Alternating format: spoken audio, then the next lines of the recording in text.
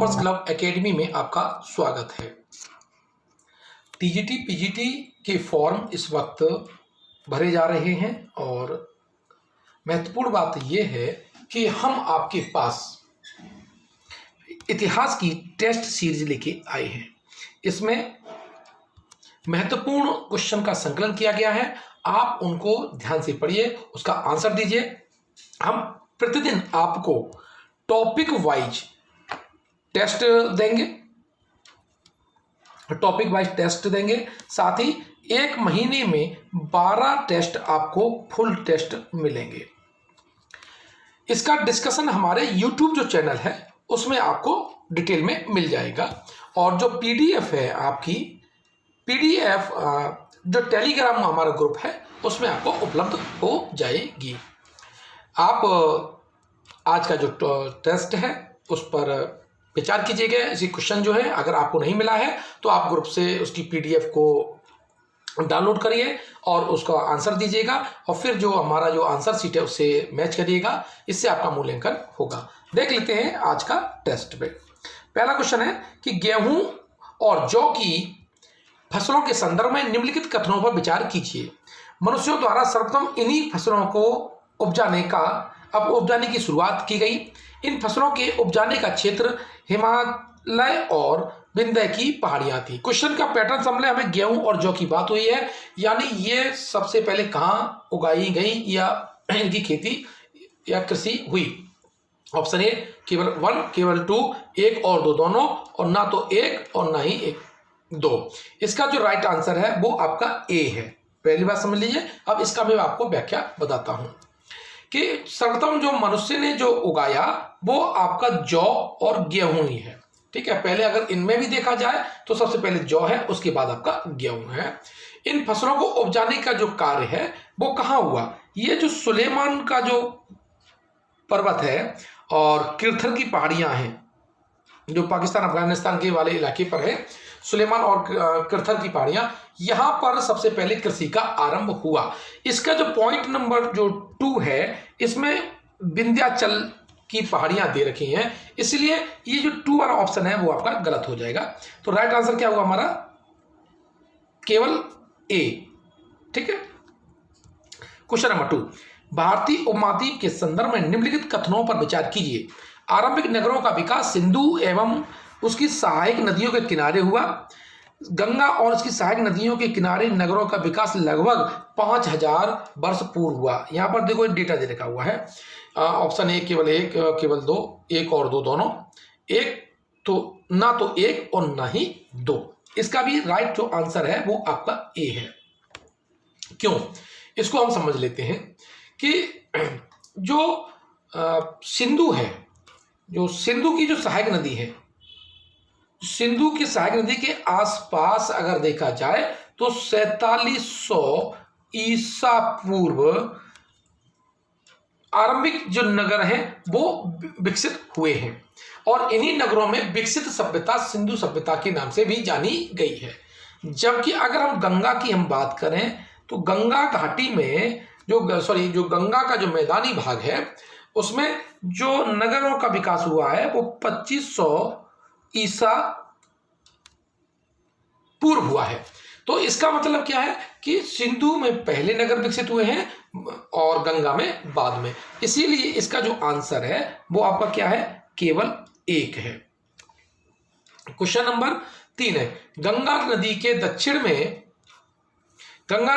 दक्षिण में इसकी सहायक नदी सोन के आसपास का जो क्षेत्र है वो प्राचीन काल में किस नाम से जाना जाता था? तो ये बहुत इजी आंसर है। इसका आंसर आपका डी यानी मगध 16 महाजनपदों में सबसे शक्तिशाली था और इसी ने फिर अपना बृहद राष्ट्र की अवधारणा को विकसित किया था। क्वेश्चन नंबर 4 है कि भारत देश के नाम के संदर्भ में निम्नलिखित कथनों में कौन सा कथन सही है? हमें सबसे पहले डिमांड पूछ लें। कथन सही पूछा है। लगभग 2500 वर्ष पूर्व उत्तर पश्चिम की ओर से आने वाले यूनानियों ने सिंधु को इंदोस तथा इस नदी के पूर्व में स्थित भूमि प्रदेश को इंडिया कहा था। पॉइंट नंबर 2 में है भरत नाम का प्रयोग उत्तर पश्चिम में रहने वाले लोगों के एक समूह के लिए किया जाता था। इस समूह का उल्लेख संस्कृत भाषा की आरंभिक कृति ऋग्वेद में मिलता है। इसका ऑप्शन ए है केवल 1, ऑप्शन बी केवल 2, 1 और 2 ऑप्शन सी, और डी में है ना तो 1 और ना ही 2। इसका जो राइट आंसर है वो आपका सी है। 1 और दोनों जो पॉइंट हैं वो सही है। इसका राइट आंसर क्या है? आपका सी है। क्वेश्चन नंबर 5, पांडुलिपियों के संदर्भ में निम्नलिखित में से कौन सा कथन सही नहीं है?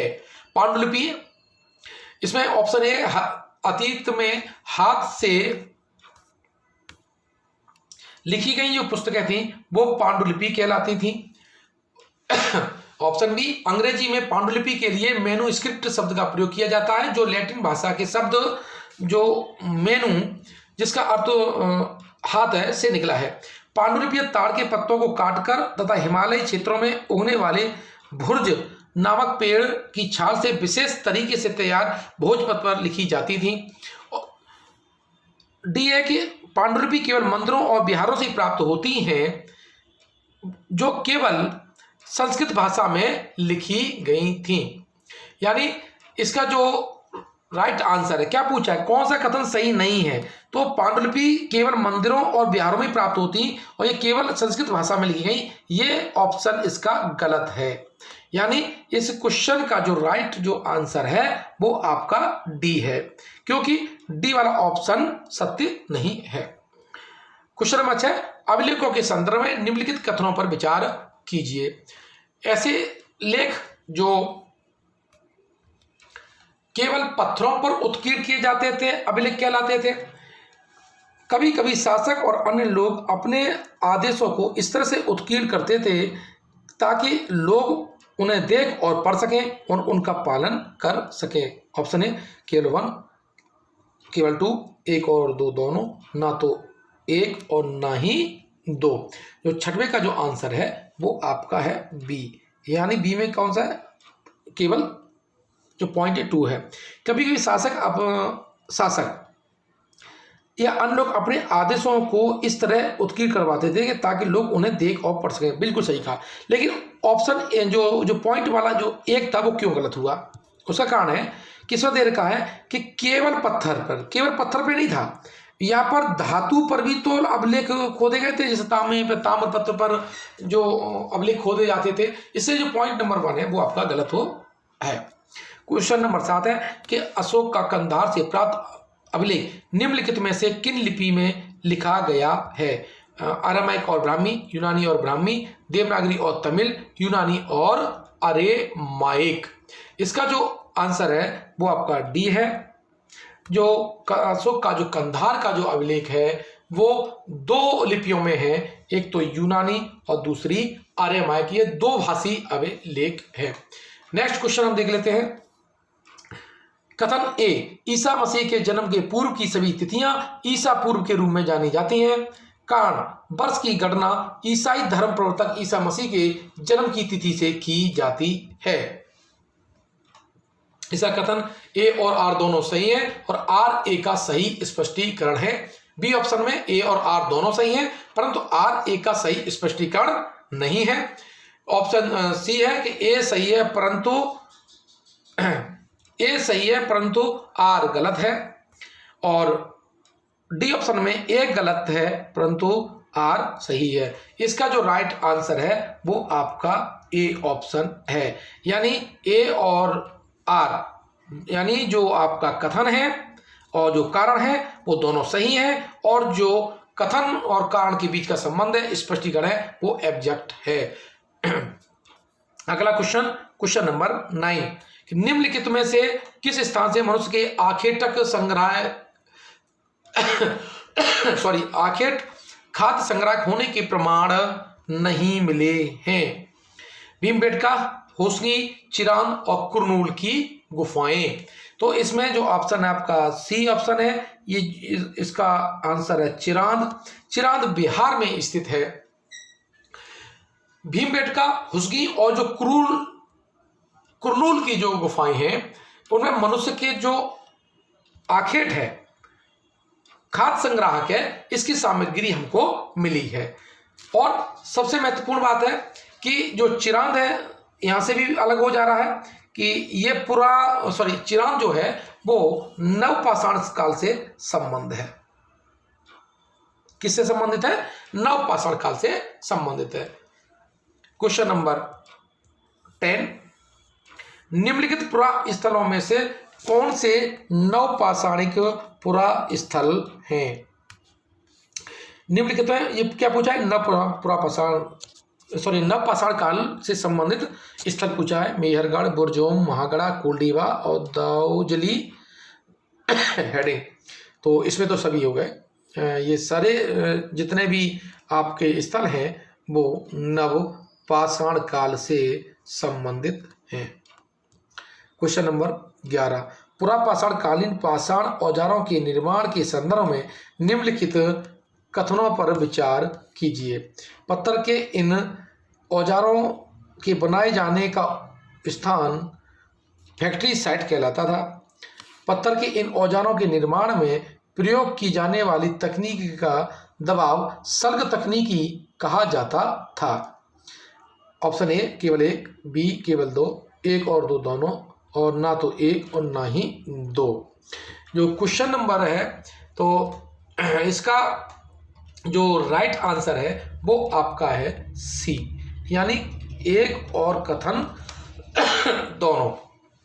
इसकी व्याख्या हम देख लेते हैं कि पुरापाषाण काल में पत्थर के औजार बनाए जाने के स्थान को हम उद्योग स्थल कहते थे, यानी ये कथन बिल्कुल सही है। दूसरा, पाषाण उपकरण निर्माण हेतु 2 तकनीकियों का प्रयोग किया जाता था। 2 तकनीकी कौन कौन सी थी? एक पत्थर से पत्थर टकराना, यानी स्टोन टू स्टोन, ठीक है ना। इसमें एक पत्थर को हाथ में पकड़ करके दूसरे पत्थर से हथौड़ी की तरह चोट करके जो सल्क जो थे वो बनाए जाते थे। जो दूसरी तकनीकी थी उसे हम प्रेशर फॉकिंग कहते हैं। क्या बोलते हैं? प्रेशर और फ्लैकिंग। बहुत इंपॉर्टेंट है, ये पूछ सकता है। इसको हम दबाव सल्क तकनीकी भी कहते हैं। इसमें क्रोड को एक स्थिर सतह पर टिका देते थे और इस क्रोड पर हड्डी या पत्थर रखकर उस पर हथौड़ी नुमा पत्थर से सल्क निकाले जाते थे। तो इस तरह से जो ऑप्शन इसका कौन सा बताया मैंने आपको? आपका सी, यानी ये दोनों ठीक है। क्वेश्चन नंबर 12, निम्नलिखित में से राख के साक्ष्य किस पुरापाषाणिक स्थल से मिले हैं? क्या पूछा है? डिमांड क्वेश्चन की पुरापाषाण स्थल से क्या राख के साक्ष्य? भीमबेटका की गुफाएं, कुरनूल की गुफाएं, कोल्डी हवा और हुसुंगी। तो इसका जो ऑप्शन है वो है बी ऑप्शन, यानी कुरनूल की गुफाएं। जो कुरनूल की जो गुफाएं हैं यहां से राख के अवशेष प्राप्त हुए हैं। बहुत इंपॉर्टेंट क्वेश्चन है ये। कई बार पीसीएस में जब हिस्ट्री एक सब्जेक्ट हुआ करता था, मोस्ट रिपीटेबल हुआ उसका ये क्वेश्चन है। अगला क्वेश्चन है क्वेश्चन नंबर 13 कि मध्य पाषाण युग में जलवायु परिवर्तन से आए नए बदलावों के संदर्भ में निम्नलिखित कथनों पर विचार कीजिए। पॉइंट नंबर 1 है, बदलावों से तापमान में वृद्धि हुई और घास के मैदान विकसित होने लगे। इसी काल में मछली भोजन का महत्वपूर्ण स्रोत बनी। गेहूं, जौ और धान जैसे अनाज प्राकृतिक रूप से उगने लगे। ये 3 पॉइंट इसमें दे रखे हैं। अब इसमें पूछा है कौन सा कथन सत्य है। ऑप्शन ए केवल 1, केवल 2 और 3, और डी ऑप्शन है 1, 2 और 3। तो इसका जो ऑप्शन आपका है वो आपका तीनों ऑप्शन इसका सही है। यानी जब मध्य पाषाण युग में जलवायु में परिवर्तन हुआ तो उससे क्या हुआ? घास के मैदान विकसित हुए। जब घास के मैदान विकसित हुए तो उसका वहां पर जो घास को खाने वाले जानवर भी बढ़े। इसी काल में जो मछली है वो मनुष्य के भोजन का हिस्सा बनी है और गेहूं जो और धान है प्राकृतिक रूप से उगने लगे, लोगों ने इसे इकट्ठा किया और बाद में यही कृषि के रूप में हमारी ये विधा विकसित हुई। क्वेश्चन नंबर 15 कि मानव सभ्यता के आरंभिक काल को सुविधा के अनुसार 3 भागों में बांटा गया है, इनमें से कौन सा नहीं आता? पुरापाषाण काल, मध्य पाषाण काल, नवपाषाण काल और महापाषाण काल। तो ये तीनों तो हैं और ये महापाषाण काल नहीं आता है। तो इसका जो राइट आंसर है वो आपका डी है। क्वेश्चन नंबर 16 निम्नलिखित में से कौन सा पुरा स्थल प्रागैतिहासिक शैल चित्रकला के लिए जाना जाता है? ध्यान रखिएगा, क्वेश्चन की डिमांड पकड़ना बहुत जरूरी रहता है। पूरा स्थल है जो प्रागैतिहासिक शैल चित्रकला के लिए जाना जाता है, अमरावती, भीमबेटका, बाघ की गुफाएं और अजंता। तो जो प्रागैतिहासिक काल की बात कर रहा है तो इसका जो आंसर हमारा बी हो जाएगा भीमबेटका। जो भीमबेटका की है, जो ये रायसेन एक जिला है मध्य प्रदेश में, वहां पर ये स्थित है। यहाँ पर प्राग ऐतिहासिक शैल चित्रकला के सुंदर सुंदर उदाहरण देखने को मिलते हैं। अगला क्वेश्चन है कि निम्नलिखित में से कौन सा कथन असत्य है? मध्य पाषाण काल को फलक संस्कृति भी कहा जाता है। उच्च पूर्व पाषाण काल का प्रधान उपकरण ब्लेड है। भारत में मानव कंकाल मध्य पाषाण काल से मिलने शुरू होते हैं। बागोर से आरंभिक पशुपालन के साक्ष्य प्राप्त होते हैं। ऑप्शन इसका जो गलत है वो आपका है ए, क्योंकि जो फलक संस्कृति है वो पुरापाषाण काल है, यानी पुरापाषाण काल के अंतर्गत आती है, मध्य पाषाण काल के अंतर्गत नहीं आती। या ये कहें कि मध्य पुरापाषाण काल में आती है ना, जबकि इसमें ए में क्या दे रखा है? मध्य पाषाण काल दे रखा है। ये बारीक अंतर था, तो इसलिए जिसका जो ऑप्शन है वो ए है। ए वाला जो कथन है वो गलत दे रखा है। 18 निम्नलिखित में से सही सुमेलित नहीं है। चकिया ये स्थान है, बागोर राजस्थान, संगनकल्लू आंध्र प्रदेश और भीमबेटका एमपी है। तो इसका जो ऑप्शन है वो आपका सी है, क्योंकि संगनकल्लू आपका आंध्र प्रदेश में नहीं है। चकिया यूपी में, बागोर राजस्थान में, जहाँ से पशुपालन के प्राचीनतम साक्ष्य मिले हैं। और डी का जो ऑप्शन है भीमबेटका, अभी क्वेश्चन मैंने बताया था, मध्य प्रदेश में है, रायसेन जिले में स्थित है। क्वेश्चन नंबर 19 निम्न में कौन सी विशेषता उत्तर पुरापाषाण काल की नहीं है? ध्यान रखना, उत्तर पुरापाषाण की बात कर रहा है, तो ये की पॉइंट पकड़ना बहुत जरूरी है। नक्काशी और चित्रकारी दोनों रूप में ये कला ये विकसित थी। तक्षणी और खुरचनी की ये उत्तर पुरापाषाण काल की विशेषता है ही है। अस्थि के उपकरण की उपस्थिति, यानी अस्थि के उपकरण भी उत्तर पुरापाषाण काल में प्राप्त होते थे। हाँ, पॉलिशदार यानी पॉलिश करना ये नवपाषाण में है। तो इसका जो राइट आंसर आपका डी होगा। क्वेश्चन नंबर 20 किस स्थल से नवपाषाण काल, ताम्रपाषाण काल और लौह संस्कृति के अवशेष मिले हैं? मेहरगढ़, कोल्डियावा, आदमगढ़ और बागोर। तो इसका जो राइट आंसर है वो आपका कोल्डियावा है। देखिए, ये महत्वपूर्ण 20 क्वेश्चन थे। इसका मैंने एनसीईआरटी जो 6 से 8 से इसका जो निकाला है, आप हमारे फेसबुक पेज पर जो टॉपर्स क्लब एकेडमी है उस पर ज्वाइन कर सकते हैं। साथ ही टेलीग्राम ग्रुप का लिंक मैंने शेयर कर रखा हुआ है ग्रुप में, नहीं तो मेरे व्हाट्सएप नंबर जो है 8604987816, इस पर मुझे मैसेज कर दीजिए, मैं आपको जोड़ दूंगा। और अगर आपने हमारे जो YouTube चैनल को सब्सक्राइब नहीं किया है तो उसको सब्सक्राइब कर लीजिए, क्योंकि PDF की जो डिटेल है वो मैं YouTube पर वीडियो के माध्यम से ही डालूंगा। मैं आपको बता दूं, पहले मैं सिंचाई विभाग में जेई था और असिस्टेंट इंजीनियर के प्रमोशन के साथ मैंने नौकरी का इस्तीफा दे करके शिक्षा पर कार्य करना स्टार्ट किया है। इसलिए ये जो पढ़ाना है वो मेरी हॉबी है, मैं कोई प्रोफेशनल और पैसे से लेकर के नहीं पढ़ाता हूँ। आप देख रहे हैं, आपको अगर ये वीडियो अच्छा लगे और आपको ये प्लान अच्छा लगे तो लोगों तक शेयर करिए और हमारे चैनल को सब्सक्राइब जरूर करिए। हमारे चैनल का जो नाम है वो आपका है टॉपर्स क्लब एकेडमी। आप अगर देखेंगे तो सर्च करेंगे तो ये आपको मिल जाएगा।